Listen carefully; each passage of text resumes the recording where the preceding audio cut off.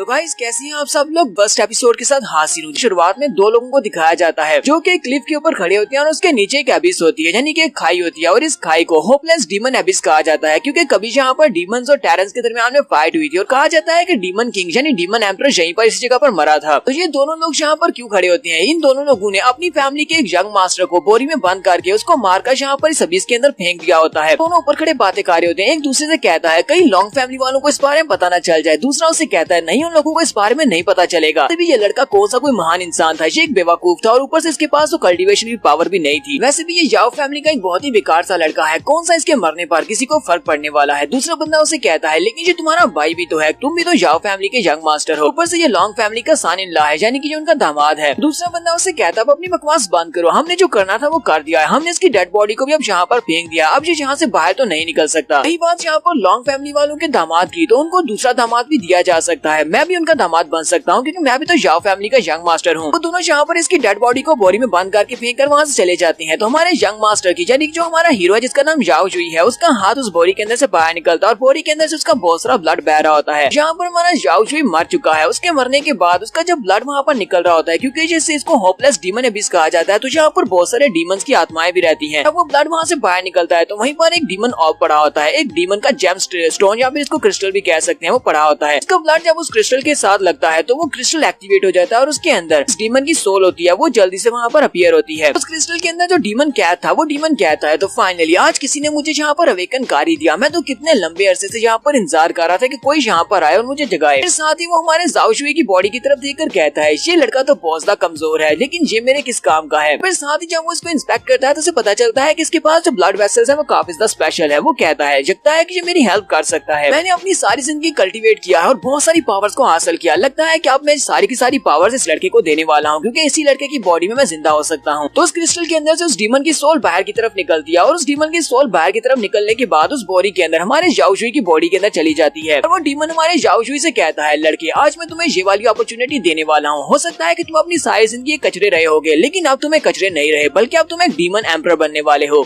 तो उस डीमन की आत्मा जब हमारे याओ जुई की बॉडी के अंदर समा जाती है तो बाद वो से कहता है चलो लड़के अब जल्दी से उठ जाओ। फिर के बाद हमारे याओ जुई को होश आती है, वो उस बॉडी के अंदर से बाहर निकलता है और कहता है ये क्या, मैं अभी तक जिंदा हूँ। उसी के साथ उसका सर वहाँ पर बहुत ही तेजी से दर्द करना शुरू करता है, वो अपने सर पे हाथ रखता है और एक जोरदार चीख मारता है और कहता है यहाँ पर हो क्या रहा है, ये सारी की सारी मेमोरीज कहाँ से आ रही हैं? क्या अब इसकी बॉडी के अंदर एक डीमन भी आ चुका है? तो डीमन उस वक्त से यहाँ पर है जब वहाँ पर जंग हुई थी, जहाँ पर हमारे याओ जुई को इस हकीकत के बारे में पता चलता है, जबकि कहानियों में ये लिखा गया है कि यहाँ पर डीमंस और टेरेंस के दरमियान में फाइट हुई थी। लेकिन इस मेमोरीज के जरिए से हमारे याओ जुई को पता चलता है कि यहाँ पर डीमंस और दूसरे एलियंस के साथ फाइट हुई थी, एलियंस जो कि दूसरे ह्यूमन से यहाँ पर आए थे उनके साथ इनकी फाइट हुई थी। उस वक्त जो डीमंस का एम्परर था उसने सभी अपने डीमन साथियों से कहा कि उन सभी को मिलकर इनके ऊपर अटैक करना होगा, इन्हें यहाँ से निकालना होगा। हालांकि यहाँ पर डीमंस ने उन सारे के सारे ह्यूमन से आए हुए एलियंस को मार दिया, लेकिन उनकी वजह से यहाँ पर डीमन रेस को भी काफी ज्यादा नुकसान पहुंचा, उनके बहुत सारे लोग मारे गए और डीमन किंग खुद भी काफी ज्यादा जख्मी था और बहुत ज्यादा कमजोर हो चुका था। ये सारी फाइट क्योंकि इसी जगह पर हुई थी, इसी वजह से इस जगह को तब से लेकर अभी तक होपलेस डीमन एबिस कहा जाता है क्योंकि यहाँ पर उन डीमंस ने अपनी आखिरी उम्मीद को खो दिया था। हमारा याओ जुई कहता है तो आज मुझे फाइनली पता चल गया कि होपलेस डीमन एबिस का मतलब क्या है, तो आज मुझे इसके ओरिजिन के बारे में पता चला है। एंशिएंट बुक्स के अंदर जो लिखा हुआ था उसके मुताबिक तो यहाँ पर हमारे इंसानों की डीमंस के साथ फाइट हुई थी, लेकिन यहाँ पर मुझे पता चल रहा है कि डीमंस की इंसानों के साथ कभी फाइट हुई नहीं थी। इसके साथ उसे झटका लगता है और वो पीछे की तरफ हटता है, पीछे जो दीवार होती है वो उसके ऊपर जब अपना हाथ लगाता है तो उस दीवार में काफी बड़ा डेंट पड़ जाता है। अब उसकी स्ट्रेंथ पहले से बहुत ज्यादा बढ़ चुकी है, ये देखकर वो खुद भी काफी ज्यादा हैरान हो जाता है और कहता है क्या ये मैंने किया है, लेकिन मेरे अंदर इतनी स्ट्रेंथ कहाँ से आ गई, मैं तो इतना स्ट्रॉन्ग था ही नहीं, मेरे पास तो कल्टीवेशन की पावर ही नहीं थी। जहाँ पर वो हमें बताता है कि उसकी कल्टीवेशन की पावर कैसे गई। वो कहता है जब मैं 10 साल का था मेरे बड़े भाई ने, जो कि मेरा सौतेला भाई है, उसने मुझे इतना ज्यादा पीटा था, वो मुझे किक मार रहा था और इससे इतना ज्यादा मुझे किक मारी कि मेरी मेडियंस बर्बाद हो गई और मैं तब से लेकर अभी तक कल्टीवेट नहीं कर पा रहा। साथ ही अपने सामने उसी डीमन का वो क्रिस्टल दिखाई देता है, वो उसको उठाता और कहता है ये तो डीमन स्टोन है, लेकिन ये यहाँ पर क्या कर रहा है, लेकिन मैंने आज से पहले कभी भी इतने बड़े साइज का डीमन स्टोन नहीं देखा, ये तो कुछ ज्यादा स्पेशल लग रहा है। तुम्हारा याओ जुई इस डीमन स्टोन को अपने हाथ में उठा लेता और कहता है ये तो वाकई में काफी ज्यादा बड़ा है। वो डीमन स्टोन उसके हाथ में वहीं पर गायब हो जाता है, धुआं बनकर वहीं से उड़ जाता है। याओ जुई कहता है तो अब मुझे समझ आया कि मैं यहाँ पर जिंदा कैसे हो गया, क्योंकि मुझे पता है कि मेरे भाइयों ने मुझे मार दिया था और मुझे यहाँ पर फेंक दिया था, है कि मैंने गलती से यहाँ पर इस डीमन क्रिस्टल की जितने भी सोल की पावर थी उसको अपनी बॉडी के अंदर अब्सॉर्ब कर लिया और मुझे यहाँ पर दूसरा मौका मिला है, मैं यहाँ पर दोबारा से रीबॉर्न हुआ हूँ। क्योंकि अभी मुझे थोड़ी देर पहले जितनी भी मेमोरीज दिखाई गई थी वो सारी की सारी उसी डीमन की थी, डीमन की आत्मा इस वक्त मेरी बॉडी के अंदर है। ये सब कुछ सोचने के बाद हमारा हीरो याओ जुई बहुत ज्यादा खुश हो जाता है और कहता है मेरा नाम याओ जुई है और मैं कभी भी गिव अप नहीं करूंगा, क्योंकि अब मुझे यहाँ पर दूसरा मौका मिला है। मैं उन सभी लोगों से बदला लेने वाला हूँ, उन सभी लोगों से जिन्होंने मुझे ह्यूमिलिएट किया, जिन्होंने मेरी मैडियंस को बर्बाद किया, जो मुझे इंसान नहीं समझते, जो मुझे हमेशा तंग किया करते थे। ये वक्त आ चुका है कि अपनी वेंजेंस को पूरा किया जा सके। सभी को इसकी कीमत चुकाना पड़ेगी। और इसके साथ ही वो वहीं पर बैठकर दोबारा से कल्टीवेट करना स्टार्ट करता है। जाओशुई वहीं पर बैठकर कल्टीवेट करते हुए कहता है, मैं जाओशुई, मुझे अब यहीं पर बैठकर कल्टीवेट करना चाहिए। क्या मुझे अपनी कल्टीवेशन को आगे बढ़ाना होगा? सभी से ऊपर टॉप पर पहुंचने के लिए मुझे ये सब कुछ करना पड़ेगा, ये लाजमी है। आज के बाद मैं कभी भी किसी के ऑर्डर्स को फॉलो नहीं करूंगा, बल्कि सभी को मैं ऑर्डर्स दूंगा। तो जाओशुई वहाँ पर काफी देर बैठकर अपने आप को कल्टीवेट करता है और वहीं पर वो सारी मेमोरीज को भी जाकर देख रहा होता है। जाओशुई अपनी आंखें खोलता है और कहता है, इस दुनिया में बहुत सारी डीमन रेसेस हैं, डिफरेंट तरह के डीमंस हैं, बहुत सारे ट्रेजर्स हैं। इस डीमन ने वो सारे के सारे ट्रेजर्स और बाकी की सारी डीमन रेसेस को देखा हुआ है। इसी वजह से अब मेरे लिए आसान हो जाएगा डीमन हंट या फिर ट्रेजर हंटिंग। जब फाइनली यहाँ पर अब नया काफी कुछ पता चल रहा है। जाओशुई भी यहीं पर खड़ा होता है कि उसी वक्त उसे महसूस होता है कि ऊपर से पत्थर गिर रहे हैं। वो वहीं पर खड़ा जल्दी से जंप करता है और अपने आप को बचाता है। उसके पीछे वहाँ पर एक जबरदस्त धमाका होता है। जाओशुई कहता है, अब यहाँ पर क्या हो रहा है? तो बहुत ज्यादा क्लोज था, अगर मैं जल्दी से वहाँ से डॉज नहीं करता तो ये सारे पत्थर मेरे ऊपर गिरते और मैं वहाँ पर नीचे दब जाता। साइड के ऊपर देखता है तो वहाँ पर से उसे धमाके की आवाज आती है। वो जल्दी से उस तरफ जाता है और वहाँ पर देखता है तो वहाँ पर दो डीमन बीस्ट आपस में फाइट कर रहे होते हैं। बड़ा सा स्नेक होता है, जबकि उसके सामने एक छोटा मंकी होता है। वो दोनों एक दूसरे के आमने सामने होते हैं। इनका साइज बहुत सा बड़ा होता है, जबकि मंकी का साइज काफी छोटा होता है। स्नेक आगे बढ़ता है, मंकी के ऊपर अटैक करता है, जबकि मंकी जंप करते हुए उसके ऊपर अटैक करते हुए पीछे की तरफ हट जाता है। लेकिन स्नेक भी उसे कहाँ पर छोड़ने वाला है। स्नेक उसको खाने के लिए बार बार उसके ऊपर अटैक करता है, तो मंकी जल्दी से जंप करते हुए के ऊपर लगे हुए एक पेड़ के ऊपर जाकर चिपक जाता है और वहीं पर से उसकी नकल भी उतार रहा होता है, जिसकी वजह से वो स्नेक काफी गुस्सा होता है। जबकि हमारा जाओशुई दूर से जहाँ सब कुछ देख रहा होता है, कहता है, बंदर तो काफी नटखट लगता है, इसका साइज काफी छोटा है लेकिन काफी स्ट्रॉन्ग लगता है कि ये इस सांप का मुकाबला करके रहेगा। तो सांप फिर से अपना बड़ा सा मुंह खोलता है और बंदर के ऊपर अटैक करने के लिए आगे बढ़ता है। वो नीचे से ऊपर की तरफ जाता है ताकि अपना मुंह खोलकर उसको खा सके। जाओशुई दूर से चिल्लाकर उसे कहता है, छोटे दोस्त, अपने आप को संभालो, जो तुम्हारी तरफ आगे बढ़ रहा है। जबकि वो छोटा मंकी उस पेड़ के ऊपर से छलांग लगाता है। वहाँ पर एक बेल लटकी होती है, वो उस बेल को भी पकड़ लेता है। उस पेड़ के ऊपर से उस बेल के साथ लटका नीचे की तरफ छलांग लगाता है और बड़ी स्पीड से नीचे चला जाता है। इसके साथ ही वो उस बेल को उस सांप की मुंडी के पास ही वहीं पर लपेट देता है। वो उसको गोल गोल लपेटता है ताकि वो उसकी सांस बंद कर सके। एक तरफ से वो बेल ऊपर पेड़ के साथ लगी होती है, दूसरी तरफ से इसने उस बेल को सांप के साथ बांध दिया और उसको बांधने के बाद वो नीचे की तरफ जंप करता है और पत्थर के पास जाकर खड़ा हो जाता है और अपने पाँव को एक पत्थर के साथ टिकाकर बाजुओं के साथ जोर लगाता है और उस रस्सी को खींचता है। की वजह से उस सांप की सांस आना बंद हो जाती है, क्योंकि वो उसकी रस्सी को वहाँ पर और ज्यादा कस रहा होता है। जाओशुई ये सब कुछ देखकर बहुत ज्यादा हैरान होता है और कहता है, हालांकि ये बंदर बहुत ज्यादा छोटा है लेकिन ये तो काफी ज्यादा समझदार लगता है। अभी तो ये साइज में छोटा है, मुझे लगता है कि इससे भी काफी बड़ा होना है और जब ये बड़ा हो जाएगा ये और भी ज्यादा समझदार और पावरफुल हो जाएगा। छोटा मंकी वहाँ पर उस स्नेक की रस्सी को खींच रहा होता है। जब उस रस्सी को ज्यादा खींचता है तो वो स्नेक वहाँ पर अपनी पावर्स को यूज करते हुए उस रस्सी को तोड़ देता है। वो उस रस्सी को तोड़ने के बाद फिर से उस छोटे बंदर की तरफ देखता है और उसे खाने के लिए आगे बढ़ता है। तो अब उस बंदर के पास वहाँ से बचने के चांसेस बहुत ज्यादा कम है, तो उसने जो भी उसके तरीके थे उससे यूज कर दिए। वो स्नेक अपना बड़ा सा मुंह खोलकर उसकी तरफ आगे बढ़ता है, तो बंदर उसके दोनों जबड़ों को अपने हाथों से पकड़ लेता है। वो दोनों हाथों के साथ उसके जबड़े को खोल कर रखा होता है। स्नेक अभी भी अपने मुंह को बंद करने की कोशिश कर रहा होता है ताकि वो इसी तरह ही उसे निकल जाए। जाओशुई कहता है, लगता है कि उस बंदर के हाथों से ये सब कुछ निकलता जा रहा है, मुझे उसकी मदद करना पड़ेगी वरना वो छोटा बंदर तो स्नेक का नाश्ता बन जाएगा। वहीं पर हमारे जाओशुई को साथ एक बड़ा पत्थर दिखाई देता है। वो कहता है, लगता है मैं उसकी हेल्प कर सकता हूँ। और हमारा जाओशुई भागता हुआ जाता है और जाकर उस पत्थर को उठाता है और उस पत्थर को उठाने के बाद जल्दी से ऊपर की तरफ जंप करता है और उस स्नेक के सर में जबरदस्त तरीके से वो पत्थर मारता है। वो पत्थर उस स्नेक के सर में लगता है तो वो पत्थर टुकड़े टुकड़े हो जाता है, लेकिन उस स्नेक के सर के ऊपर जरा भी असर नहीं होता, क्योंकि उस स्नेक के जो स्केल्स होते हैं वो बहुत ज्यादा हार्ड होते हैं। जाओशुई कहता है, लगता है कि अब मेरी भी वाट लगने वाली है, क्योंकि इसके स्केल तो बहुत ज्यादा हार्ड है और अब मैं भी इसके निशाने पर हूँ। तो वो स्नेक वहीं से अपनी पूंछ को घुमाता है और हमारे जाओशुई के ऊपर अटैक करता है, जिससे हमारा जाओशुई पीछे वाले दीवार के साथ जाकर पटकता है। जाओशुई के पीछे पटकने के साथ ही वो उठकर देखता है तो उसके मुंह से ब्लड निकल रहा होता है, यानी कि वो जख्मी हो जाता है। कि उसी वक्त वो बंदर की तरफ भी देखता है। वो बंदर जल्दी से जंप करते हुए दीवार के ऊपर से चढ़कर